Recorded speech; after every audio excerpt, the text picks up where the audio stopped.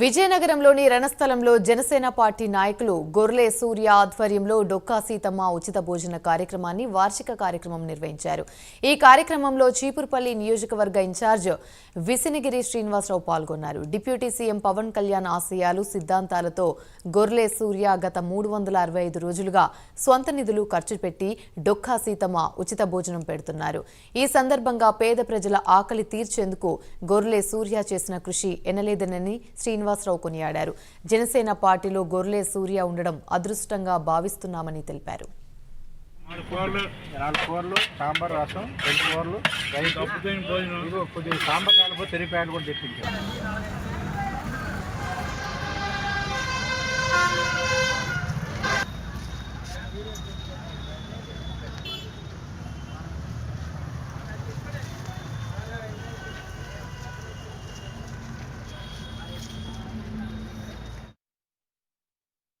అప్పుడు ఆదేశాలు ఇచ్చారు, డొక్కమ్మ చేద్దాం భోజనాలు పెడదామని.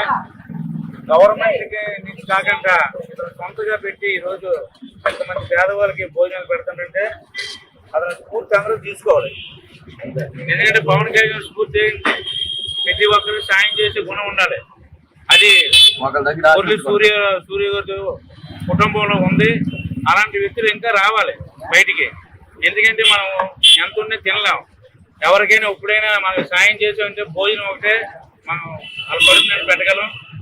డబ్బులు కానీ ఏవైనా ఇచ్చిన ఎంతైనా కావాలంటారు. భోజనమే కడుపు నిండా తినేసి సంతోషంగా వెళ్ళి జీవిస్తారు. అది ఒకటి. అందుకే ఈరోజు పవన్ కళ్యాణ్ గారు ఏదైతే డొక్కా సీతం భోజనాలు పెట్టి గవర్నమెంట్ లో స్కూల్లో కూడా పెట్టించడం చాలా.